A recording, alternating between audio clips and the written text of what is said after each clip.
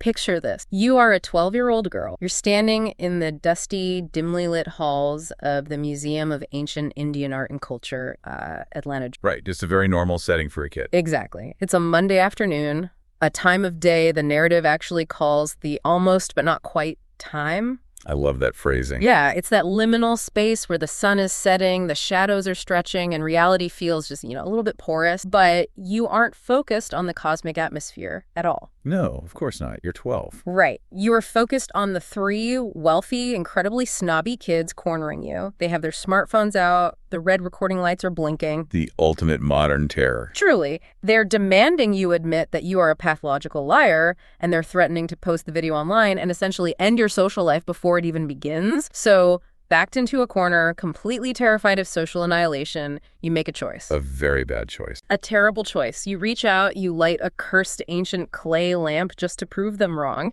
And in doing so, you accidentally unleash an apocalyptic demon and completely freeze time itself. It really is the ultimate escalation of middle school anxiety. I mean, you try to save face in front of your bullies and you accidentally end the world. Welcome to today's custom deep dive. Whether you are listening on your commute, maybe making dinner, or just taking a walk to clear your head, we are so incredibly glad you're here with us. We really are. Today, our mission is massive. We are unpacking a towering stack of narrative reviews, analytical essays, and chronological guides covering the entirety of the Aru Shah Pentateuch. It's a huge amount of ground to cover. It is. But let's get something straight right off the bat. Yeah. If you think we are doing a dusty, static look at ancient Hindu mythology trapped behind glass, you are absolutely wrong. Yeah, absolutely. The foundational premise of this entire universe is what happens when world-ending, terrifyingly high cosmic stakes collide at terminal velocity with the awkward, hormonally charged, deeply insecure reality of modern adolescence. So true. We're going to track this journey through 5 distinct chronological eras of these protagonists' lives, right? The end of time,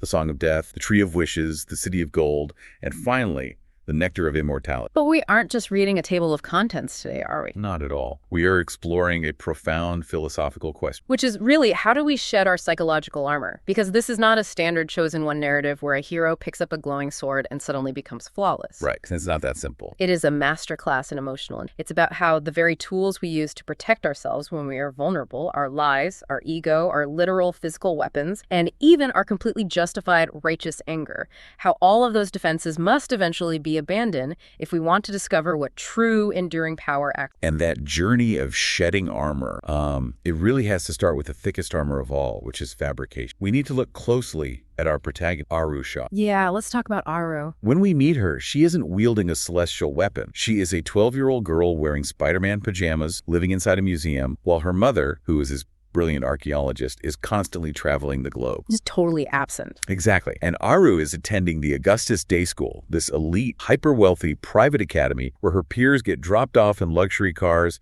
and casually discuss their winter breaks in the Maldives. While Aru is wearing scuffed shoes. Right. She feels entirely invisible and profoundly inadequate. I think anyone listening can relate to that incredibly isolating feeling of just not having the right social current. Aru doesn't have the wealth, the status, or the picture-perfect family, so, she creates it. She lies. She builds an elaborate suit of armor out of cinematic lies. She tells kids her mother is an international spy. She casually mentions secret luxury condo.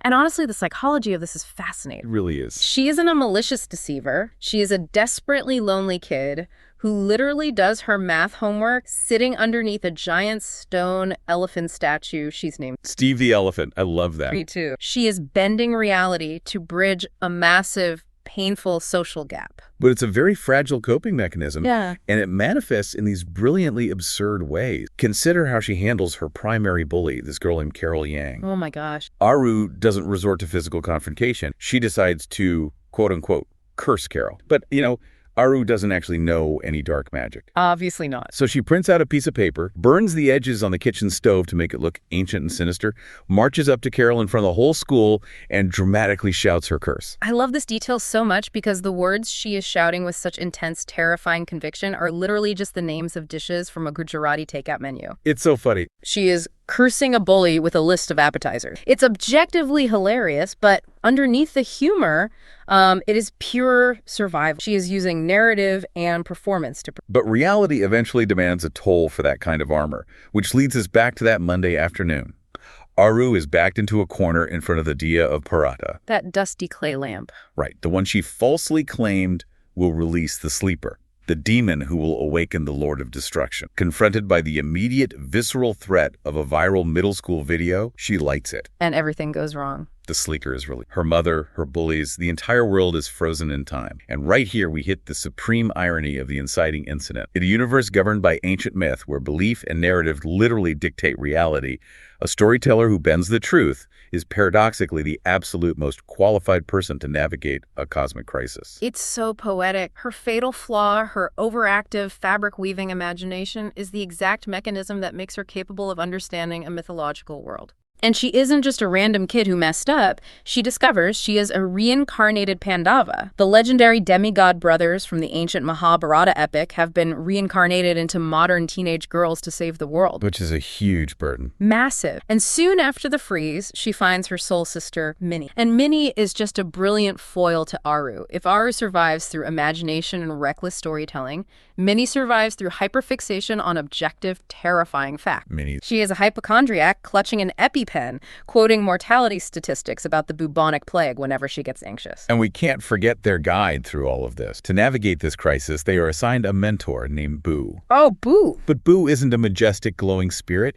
He is an ancient, incredibly powerful deity who have been cursed to live in the body of a pigeon. A pigeon? A grumpy, stressed-out pigeon who harbors a deep, abiding hatred for the Johnny Cash song, A Boy Named Sue. That dynamic is the perfect encapsulation of the tone. You have an apocalyptic scenario, and the guide is a pigeon nagging these tweens about their vitamin intake while they plunge into the kingdom of death to retrieve their celestial weapons. It's perfectly balanced. But once they're down there, the obstacles they face require them to completely rethink how power works. I really want to talk about the Hala Hala because it perfectly illustrates how modern adolescence collides with ancient myth. It's a brilliant sequence. So to retrieve a vital key, Aru and Minnie enter a chamber containing a massive cauldron filled with Hala Hala. The worst stuff ever. Right. For context, in Hindu mythology, Hala Hala is the ultimate toxic blue poison produced during the ancient churning of the cosmic ocean. It is a substance so lethal, so fundamentally destructive, that a single drop could melt the universe. And suspended directly above this cauldron of universal death is a massive chandelier made entirely of roaring magical fire encased in glass. The room is warded. Traditional magic won't work. So you have an ancient, unbeatable, mythological trap. How do you beat it without magic? You use an 8th grade science curriculum. Exactly. Minnie, the girl who reads medical textbooks for fun to soothe her anxiety,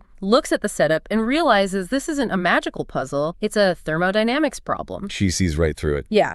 She explains that the intense heat radiating from the fire chandelier above is keeping the top layer of the poison in a vapor state. If they drop the heat source into the liquid, physics will take over. So they smash the glass. Right, dropping the massive fireball directly into the Hala Hala. The sudden, massive introduction of heat flash boils the entire cosmic threat. The liquid instantly vaporizes into harmless gas.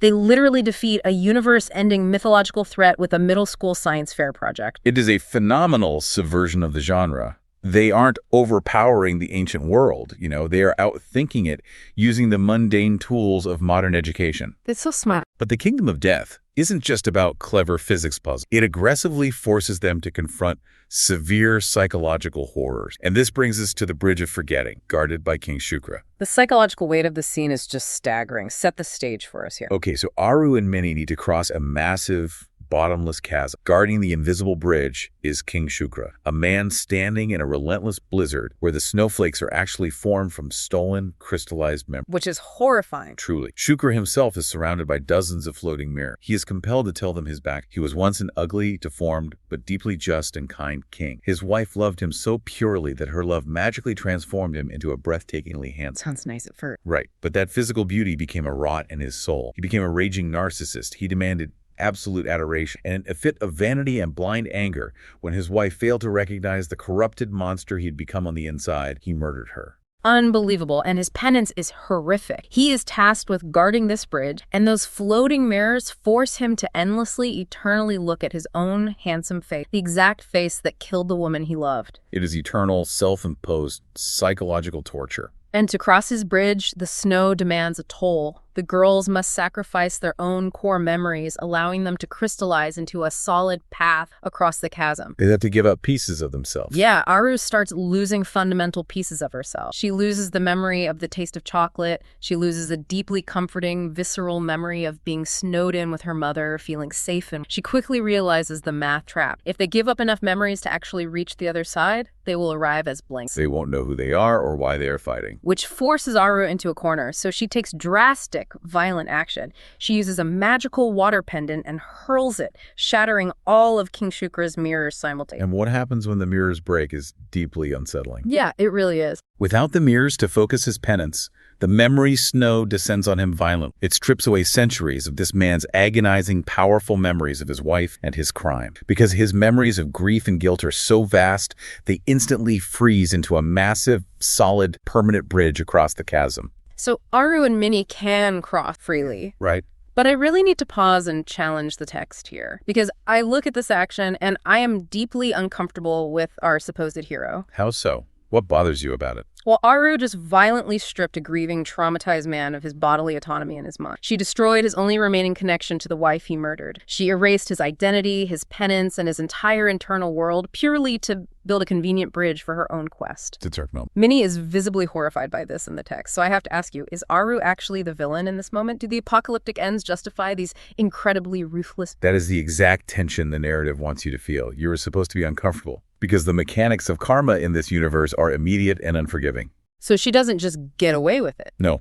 the narrative absolutely does not let Aru off the hook for that violation of his mind. As Shukra's consciousness is being wiped away into the snow, he points a trembling finger at Aru and issues a devastating curse. He tells her that in the moment when it matters most, she too shall forget. Oh, wow. So it's a direct reflection of her action. Exactly. The universe is telling her that ruthless actions, even when committed with the intention of saving the world, instantly invite ruthless consequence. You cannot casually destroy someone else's mind and expect your own to remain untouched. She has to carry that heavy, suffocating karmic burden forward. And she carries it straight into the devastating climax of this first era. Through a magical pool that reveals the path, Aru discovers the horrifying truth about the Sleever, the apocalyptic demon she accidentally released. It is her biological father, Siothan. Yeah, she is forced to watch visions of him from years ago, before he was corrupted by dark magic. She sees him looking through the glass of a hospital nursery, wearing a cheesy, mundane I'm a Dad t-shirt, looking at infant Aru with pure, unfiltered love. Which completely shatters her understanding of good. Right, she realizes her own mother trapped him in the lamp to prevent a vague prophet. The demon ending the world is the father who loved. And when they finally face off in the museum, he offers her a place at his side. But Aru refuses the armor of his dark power. She does. She uses a physical piece of a magical blue tile from her bed, projects a massive concussive shockwave of safety, belonging, to blast him backward and break his temper. The freeze lifts. The world goes back to normal. The kids at school have no idea they were just frozen in time. But Aru and Minnie realize that surviving the literal end of the world was basically just orientation day.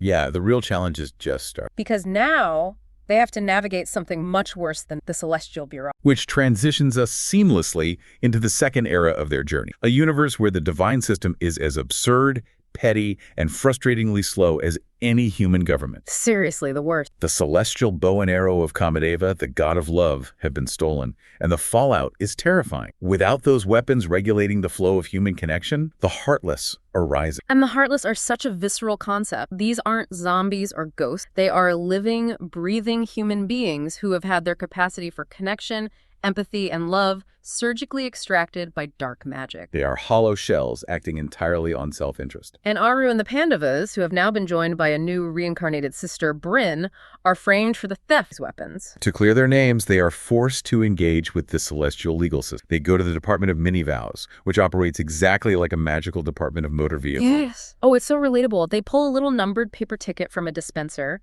and the clerk tells them the current wait time for an audience with a sage to hear their case is 3 centuries. 3 centuries.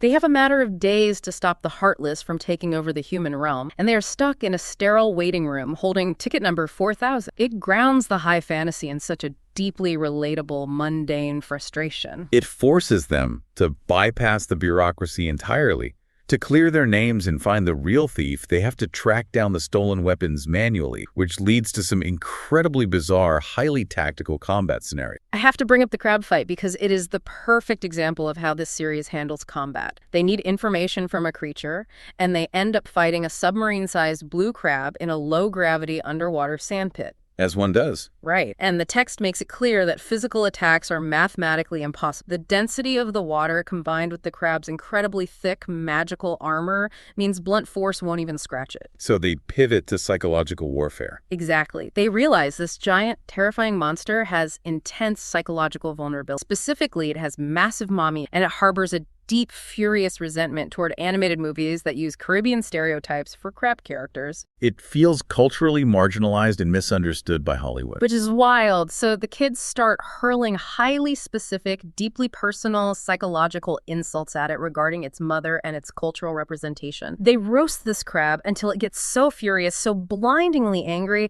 that it opens its massive jaws and lets out a deafening shriek. Which creates a physical opening. Right. And Bryn, the strongest, most physically imposing of the Pandava sisters, uses her magic to turn into a tiny buzzing fly. She flies straight down the shrieking crab's exposed throat, bypasses the armor entirely, and the second she hits its stomach, she instantly expands back into a full-size, multi-ton adult elephant. Oh, that's so gross. The internal pressure is catastrophic. The crab violently vomits her out, completely incapacitated. It is absurd, it is gross, but tactically, it is brilliant. They use the enemy's ego to bypass its armor. We see a similar pivot from physical to conceptual combat when they face Agni, the god of fire. Agni is threatening to consume a vital bridge they need to cross. He's going critical, expanding into a towering, roaring inferno that can literally eat stone, metal, and magic. Just a wall of destruction. Right. Traditional elemental counters like a massive wave of water would be useless here. It would just instantly convert into superheated, lethal steam and cook them alive. So Aru doesn't fight fire with water. She uses an abstract concept. Earlier in their journey, she acquired a tiny glowing glass vial, simply labeled Bright Idea. I love that literal interpretation. Yeah, facing this massive wall of fire, Aru realizes a fundamental truth about destruction. Fire can burn physical objects, wood, stone, flesh, thoughts. But fire cannot consume an abstract thought. You cannot burn a concept. So she throws the literal bright idea right into Agni. And the introduction of pure, concentrated inspiration acts as a virus in his system. It literally short-circuits his destructive programming. The raw, violent thermal energy is instantly transmuted into an act of spontaneous, aggressive creation. That's beautiful. The fire recedes, and the scorched, blackened earth rapidly blooms into a vibrant field of spun gold and precious jewels. They defeat destruction with creation. These tactile, incredibly clever victories eventually lead them to the Court of the Sky, the highest legal authority in the celestial realm. And here they face the true thief who framed them, Takshaka, ancient, incredibly wealthy serpent king. A very dangerous figure. And this confrontation is where the text delivers a brilliant, razor-sharp exploration of gaslighting versus objective truth. Yeah. Because Takshaka isn't fighting them with sword. He is operating a massive systemic political con. He's playing the victim perfectly.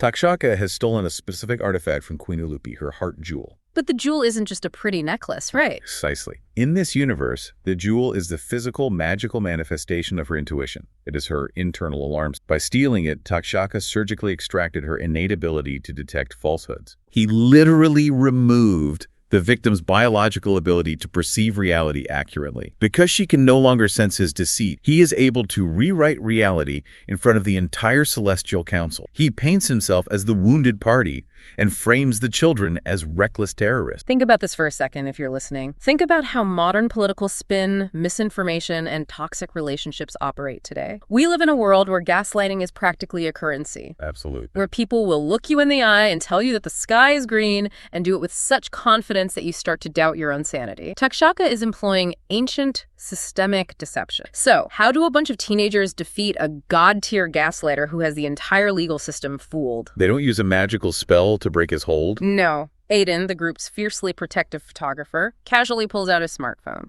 He projects a crisp 4K digital hologram video directly into the center of the ancient court. The video shows Takshaka, clear as day, freely confessing to the theft and bragging about his manipulation. It is the ultimate disruption of ancient fluid politics. In a realm where gods and kings have spent millennia bending truth with their sheer charisma, intimidation, and rhetoric, the introduction of an immutable digital footprint is undeniable. You simply cannot argue with a time-stamped video. You really can't. It cuts through all the magical rhetoric. It instantly shatters the gaslighting, exposes the lie to the council, and restores Queen Olupi's intuition. Such a powerful statement about how objective documentation is the ultimate weapon against systemic manipulation. But the resolution of the stolen weapon brings up an even deeper, much more painful psychological truth. The video solves the political problem, but it doesn't solve the emotional. We have to talk about Kamadeva's stolen arrow of awareness and what Aiden tries to do with it. This breaks my heart every time I read it. Aiden has been holding on to this specific magical arrow because his personal life is falling apart.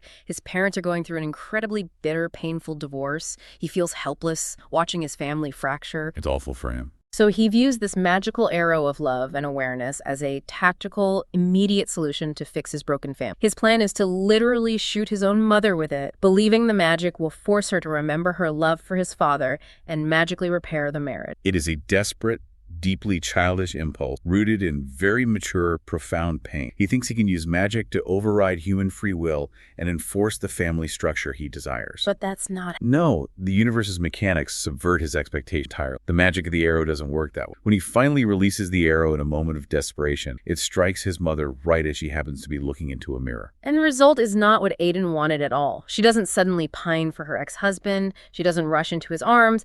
The arrow of awareness hits her, and it forces her to truly, deeply see her own reflection.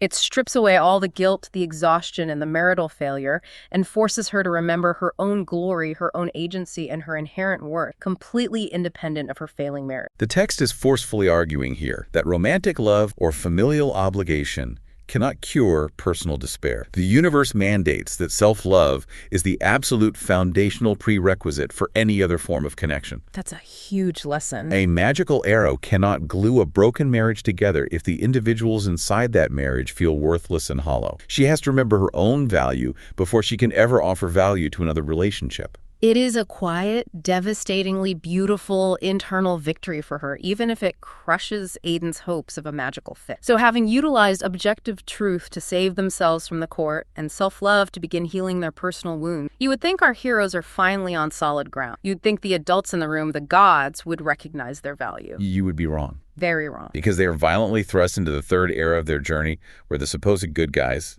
the divas, the gods themselves, decide that truth is a luxury they absolutely cannot afford. The era of the Tree of Wishes begins with a horrific, incredibly public prophecy. The kids are hanging out in downtown Atlanta when a 10-year-old clairvoyant, who turns out to be part of the newly discovered Ashvin twins, goes into a deep, terrifying trance while stuck on a stalled Ferris wheel. Just normal day at the fair. And she literally vomits a glowing cosmic prophet right onto Bryn. The prophecy sets a hard, undeniable 5-day doomsday clock until the universe is completely unmade by the sleeper's force. And how do the majestic, divine, omnipotent divas respond to this imminent 5-day apocalypse? They panic, and they completely abandon the traumatized child soldiers they recruited. They just bail. They pull back all their resources to fortify the heavenly realms, and they leave the kids in the care of Opal. Opal's a fascinating character. She is a celestial crisis manager, but she doesn't look like a warrior. She looks like she stepped straight out of a high-end corporate PR firm in Manhattan. Crisp suit,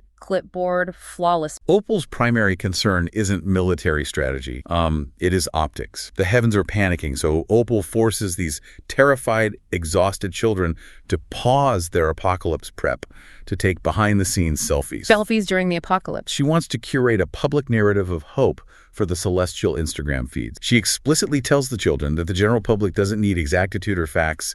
They need hope. They need a curated illusion of safety. Okay, I want to pause here and challenge this because it's easy to hate the PR lady, but let's play devil's advocate for a sec. If you are listening, put yourself in Opal's incredibly expensive shoes. Is Opal objectively wrong to lie to the masses? It's a fair question.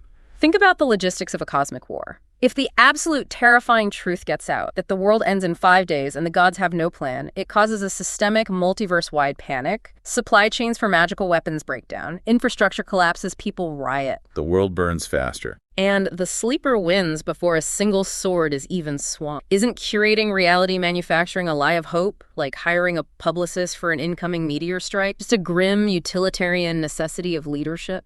It's a compelling argument. Right And on. from a purely mathematical short-term standpoint, preventing panic is highly strategic. However, the text explores the long-term corrosive costs of that utilitarianism. Right, the fallout. Institutional deceit creates a massive, unfillable vacuum of trust. When traumatized children realize the adults in charge are not just useless, but actively dishonest, they are forced to become the adults themselves. The psychological safety net vanishes. So they have to step up. Aru and the team completely reject Opal's cynical PR spin. They realize they cannot rely on the heavens, so they go completely off-grid to find the real tree of wishes to stop the prophet. And in doing so, they discover that the giant, magnificent golden tree worshipped in the heaven, the one all the celestial beings pray to, is just a fake prop planted by the gods to keep the masses docile. It's all fake. The real tree is hidden. To get a clue to its location, they have to navigate the criminal underground, specifically dealing with creatures called the moon. And the moonbirds don't accept gold or celestial credit cards. Their currency is shame, They extract deeply embarrassing private adolescent secrets as a toll. which strips away all their carefully constructed teenage defense. Aiden, who tries so hard to project this cool, aloof, mysterious aura, is forced to confess to the Moonbirds that he spends hours in front of his bathroom mirror practicing poker chip tricks he saw in the movie Casino Royale,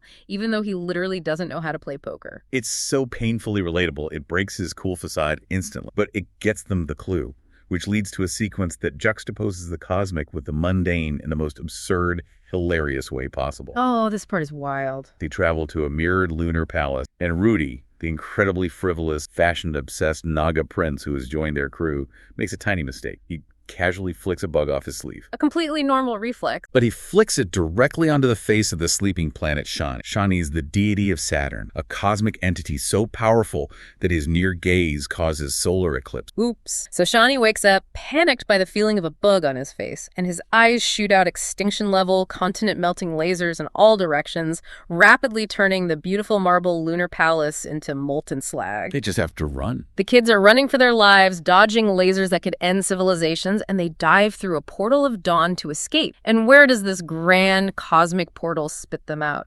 They crash land directly onto the asphalt of a completely mundane Home Depot parking lot in Atlanta, Georgia. The contract is amazing. They realize the magical flora they need for the next step of the quest is just chilling in the outdoor gardening section next to the fertilizer. It's a masterful deflation of tension. But that mundane setting leads them to a deeply profound revelation. They ultimately locate the real tree of wish. It isn't the towering monument. It's a tiny, book-sized, fragile golden tree nestled in a hidden, gloomy place called the Grove of Regret. And it is here, in this grove, that the true, devastating depth of the Divas' utilitarian fully. The Grove demands you face your deepest regrets. Aru is forced to watch a temporal vision of her mother from years ago, right around the time Aru was born. And what she sees completely breaks her heart. It changes everything. She learns that her father, the sleeper, didn't just spontaneously turn evil. The Divas, terrified of a vague prophecy regarding his potential future action, manipulated Aru's pregnant mother. They pressured and tricked her into trapping her husband inside the lamp before he ever committed a crime. The Divas prioritized the mathematical survival of the universe over one family's love. They operated entirely on the logic of preemptive strikes. But by preemptively punishing him for a crime he hadn't committed, they drove him insane with betrayal and isolation. The gods literally manufactured the villainy they were trying to prevent. Ari realizes that the good guys engineered her entire life's tragedy. Her father is a monster because the heavens forced him into a cage. And when she is thrust into the final battle of this era, standing face to face with the sleeper as he tries to unmake the world, she makes a choice that radically defies everything the militarized heaven. She has a lightning bolt in her. She has the clear shot to strike him down. But she drops her weapon. Instead of striking her father with lethal force, she engages in radical, agonizing empathy. Which is so brave. During her journey, she found a necklace containing the glowing, crystallized beads of his lost, uncorrupted memory. Memories of him deeply loving her mother, holding infant Aru, and naming her. She steps directly into his striking distance, entirely unprotected, and places the necklace around his neck. She looks this terrifying world-ending demon, and with tears in her eyes, she just says, "I'm sorry, Dad." She apologizes for the trauma the universe inflicted on him, renders. By doing so, she weaponizes his lost humanity against his current dark. She bets the literal fate of the world on the fragile hope that his suppressed capacity for empathy is stronger than his shadow. It is a profound, incredibly risky rejection of brute force. It stalls the apocalypse long enough for them to escape. But as they move into the fourth era, the City of Gold, the universe isn't going to let her rest on that moral victory. It aggressively tests whether Aru can maintain that high-minded emotional discipline when her own fragile ego is directly threatened. The stakes reset immediately. The group desperately needs a military force to match Thr's growing army. They need the Nidhi army, controlled by Kubera, the Lord of Wealth. To reach Kubera's heavenly city, they have to navigate the gold. And the entrance to this road isn't in a temple. It starts at the Dahlonega Gold Mine Museum in Georgia. Right. They step past the velvet ropes and onto a magical golden staircase descending deep into the earth, and they are immediately stopped by two magical marmots guarding the toll. And I have to point out the brilliant historical Easter egg here. The marmots are furious and bitterly complain that the Greek historian Herodotus mistranslated their entire existence back in the 5th century BCE, chronicling them to the mortal world as gold-digging ants. I love when texts do that. The narrative takes an actual piece of historical confusion and spins it into a mundane, magical bureaucracy. It's so clever. But the marmots demand a toll to access the Golden Road, a flat payment of 1,000 of absolutely anything. Aru empties her backpack, desperate, and finds nothing but junk, some crushed M&Ms, pocket lint, and 5 small paper packets of fast food salt. They are about to fail the quest before it starts. Bakara steps up. Right. Kara is Aru's newly discovered half-sister, the biological daughter of the sleeper from another relationship. And Kara is brilliant, composed, and everything Aru feels she isn't. Kara looks at the salt packets and explains to the marmots that the English word salary derives from the Latin word salarium, dating back to when Roman soldiers were paid their wages in salt. She argues that those 5 tiny packets contain thousands of individual salt crisps, effectively offering the marmots thousands of units of ancient legitimate currency. The marmots are impressed by the logic and accept the white gold. Kara's intellect saves the entire mission. But while this is a victory for the group, it is a disaster for Aru's psyche. Oh yeah, her ego takes a massive hit.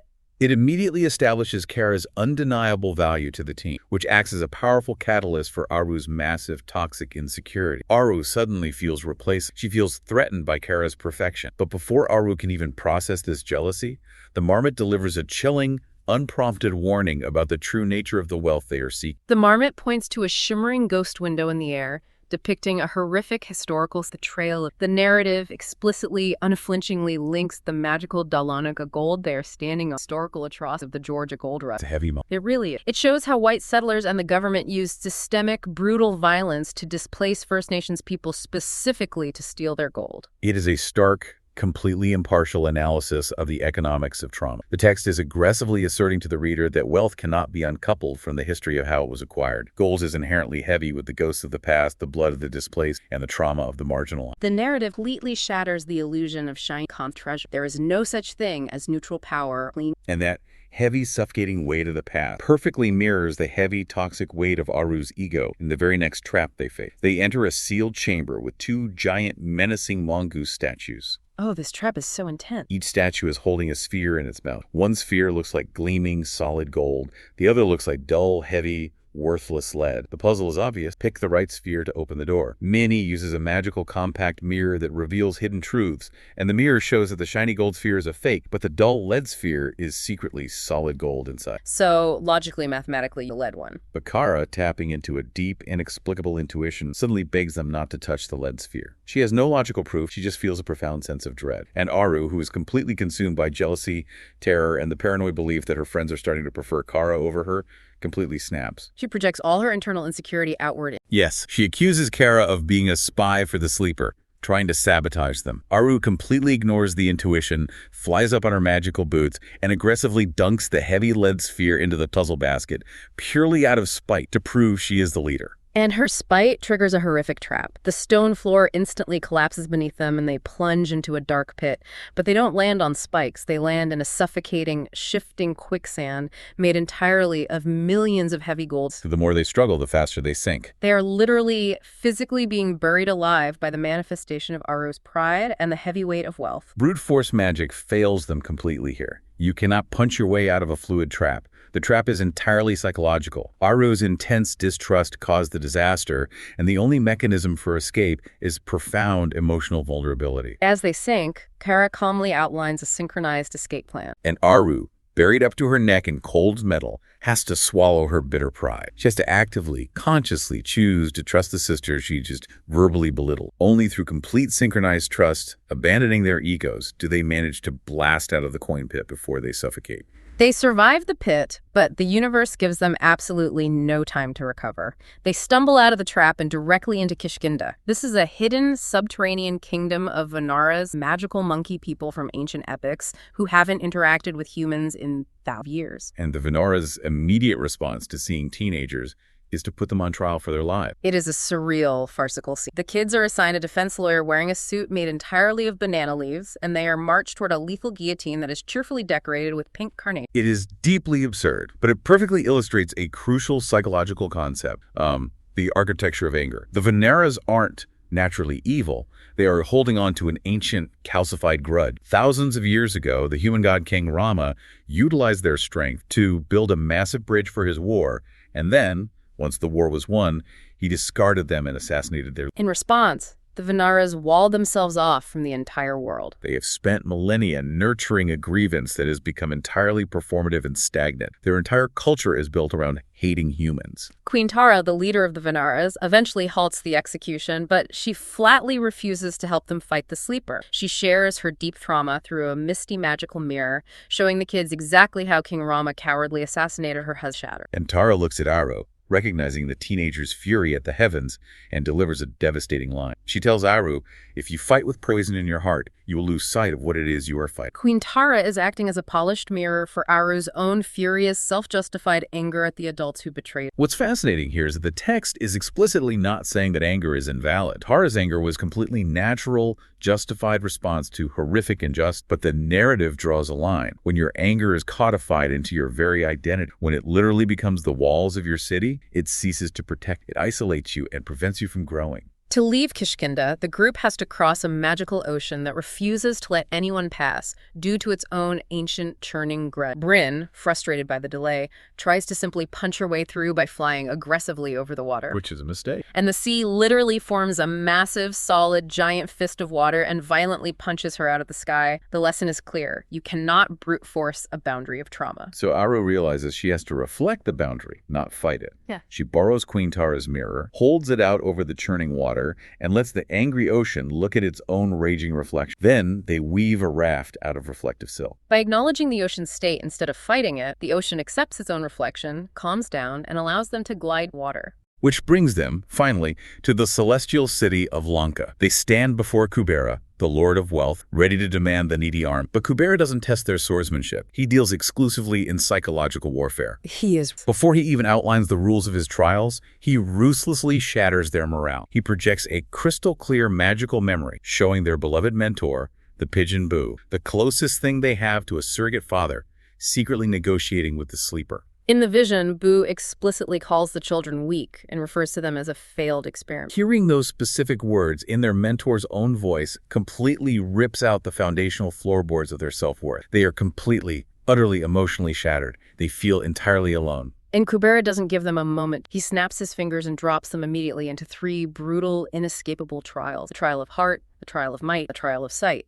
The timing of his attack is crucial. Kubera is a metallurgist. He is testing the integrity of the materials right after they have been struck by a hammer. In the trial of the heart, they are transported to an illusionary convenience store run by the cow goddess, Kamadhinu. Bryn, anxious and rushing, makes a rash mistake, pulling a lever that plunges them into a dark, terrifying pit. When the lights come on, they are strapped immovably to heavy chairs around a table, and strapped to their dominant hands are giant, unwieldy, 3-foot-long silver... It is the classic allegory of the long spoons, but rendered as pure body horror. A glowing, agonizing slit opens in their chests, and their liquid silver soul force, their literal life essence, starts draining out into bowls on the table. Bryn realizes the cruel geometry of the trap. The spoon attached to her hand is far too long to maneuver the soul liquid back to her own mouth. If she does nothing, she will watch her friends bleed out and die. But if she uses her spoon to feed them, she will completely exhaust her own supply of soul force and be left physically powerless, empty, and vulnerable, which is Bryn's absolute deepest paralyzed. But Bryn achieves a moment of radical vulnerability. She overcomes her terror of weakness. She scoops up her own soul liquid with the massive spoon, reaches across the table, and awkwardly, desperately pours it into Aru,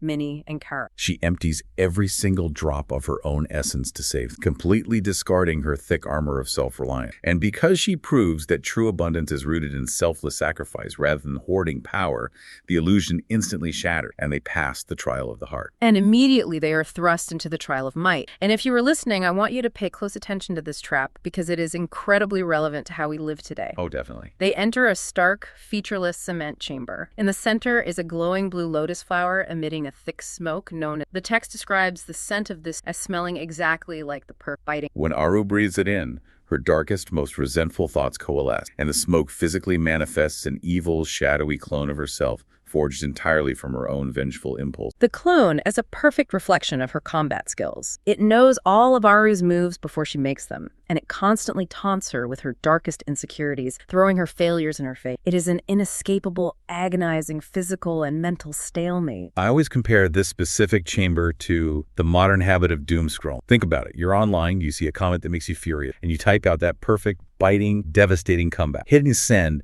gives you a massive dopamine hit. It feels like absolute power. You feel mighty. But an hour later, you are still staring at your screen, your heart rate is elevated, you are exhausted, and you are just trapped in an endless loop of your own hostility. The perfume of revenge promises deep satisfaction, but it only ever delivers total exhaustion. That is exactly the mechanism at play. And the text uses this trap to brilliantly redefine what true might actually is. Might is not the capacity to conquer your enemy violently. Aru slowly realizes that if she physically destroys a clone, she is destroying a piece of her own mind. True might is the immense, agonizing emotional restraint required to voluntarily drop your weapon when you feel completely justified to strike. Aru forces herself to stop. She closes her eyes, lets her powerful lightning bolt fall limp to the ground, and consciously releases her anger. She refuses to engage in the combat of ego. And the moment she removes her resistance, the shadow clones instantly destabilize, dissolve into harmless mist, and vanish. It is a breathtaking, hard-won victory of emotional regulation. They learn to let go, they understand the assignment. But then, Kubera pushes them into the final test, trial of sight. They must walk down a swirling, cloudy, terrifying hallway in the palace of the sun god Surya. The hallway walls are lined with mirrors containing all the unheard secrets,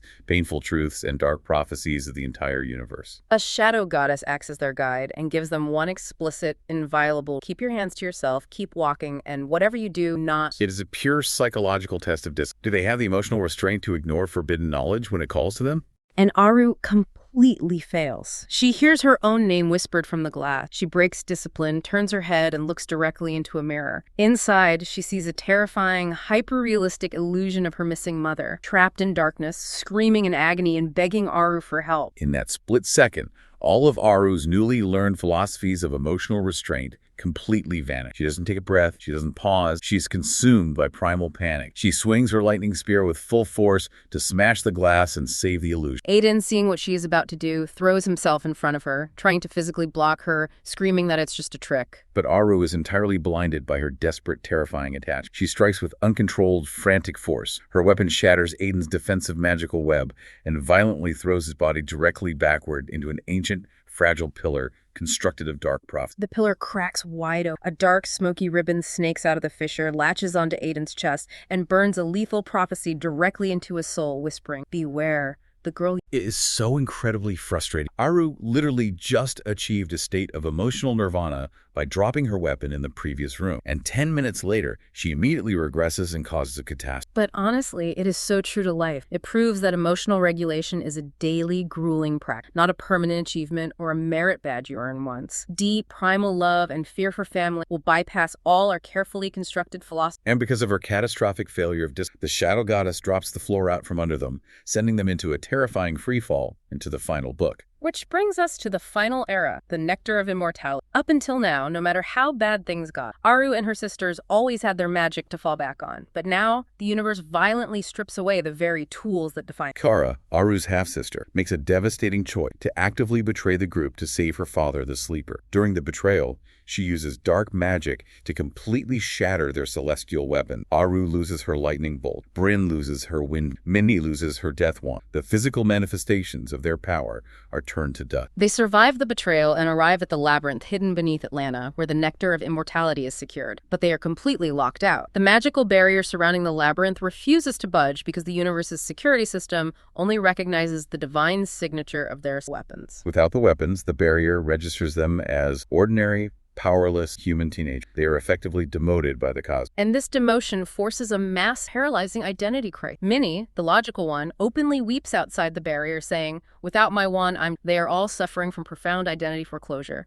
They genuinely believed that the glumming tools they carried were the literal source of their heroism." But wait, I want to pose a question to you, the listener. Think about your own life. Why does losing a magical gift or a job title or an athletic ability completely eradicate their internal self-worth? Why do we, as human beings, constantly attach our entire right to exist to external validation? It's exactly like an elite athlete suffering a career-ending injury, or a high-powered executive getting laid off in their corner office. When the external label is gone, when the weapon is taken away, you suddenly feel like you have no right to occupy space, feel like a fraud. That is precisely what the text is interrogating. If we examine the mechanics of their journey, the weapons were merely physical proof that they were chosen. Stripping those tools away is the universe forcing the Pandavas to realize that relying on external power is a crutch. The magic isn't the weapon, the magic is the wield. Exactly. But to prove that to the universe and regain their agency to enter the labyrinth, they must reconstruct the fractured Shimantaka gem, the legendary sun jewel. The jewel was intentionally broken into 3 scattered pieces centuries ago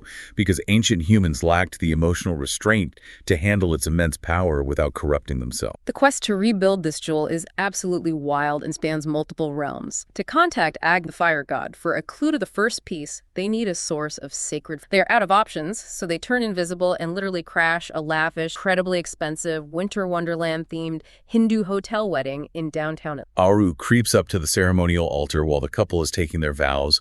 Another invisible guest accidentally knocks over a centerpiece. A dramatic uncle objects to the wedding. Total chaos ensues, and Aru casually tosses an enchanted coin into the sacred fire while everyone is screaming. The automated Celestia customer service line finally answers the coin drop, and they're instantly sucked through the fire into a volcanic luxury hotel lobby.